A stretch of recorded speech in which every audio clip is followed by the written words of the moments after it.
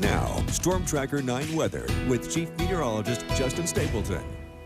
All right, pretty strong cold front about to move its way across western Oregon and most of the Pacific Northwest, and it will keep the rain going throughout the rest of the night tonight and keep some of the winds up as well. High wind warnings are still posted along the coastline, pretty much the entire coastline, including in Lane, Douglas, and Coos County, and those will expire about 10 o'clock tonight. So let's go out and show you what we've got on the storm tracker right now.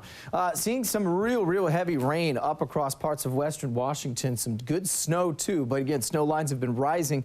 They'll be back up to around 6,500 feet tonight and tomorrow, and so that does include the passes here in the state of Oregon. Most of that will fall as sort of a slushy rain. Ski resorts should still stay high enough that they'll get snow, but the low there is kind of driving in behind this. That is going to keep the winds up, so thus the high wind warning that has been posted will stay up for at least the next couple of hours. A little bit of snow as you get above 7,000 feet. Otherwise, it's mainly just rain, some scattered showers and heavier pockets just south of Salem as you go down the I-5 corridor in towards the Corvallis and Albany area. And then south of that as well, steady rain through parts of Douglas County now up towards Coos County in the western side anyway. So there is that high wind warning, goes till 10 o'clock tonight. Gale warnings offshore as well. Very choppy seas over the next 12 hours. Both of those will settle down. Seas, swells, and certainly winds as the front passes through overnight tonight and tomorrow. 46 in Medford today. Cold day down in the Rogue Valley. 52 in Corvallis, 55 in Portland, around 52 here in Eugene, 49 in the Dalles, and 50 out towards Bend. So you can see the surge of those warm southerly winds keeping everybody fairly mild for today. We'll continue to see that as we go overnight tonight. Still looking at a south wind around 13 miles an hour, now 51 degrees. Mostly cloudy skies. We're going to bring in some showers from time to time across parts of the Willamette Valley here as we go overnight. So here's what we've got. Cold air waiting in behind this front as it slides through and we see the jet streams start to lift northward. In response to high pressure moving in, it grabs all this cold air and pulls it into place. And when I mean cold, we're talking some of the coldest overnights that we've seen this season so far as things continue to dry out midweek. Next 24 hours, though, will stay fairly wet through the morning. Should see that rain eventually taper off by late afternoon, early evening.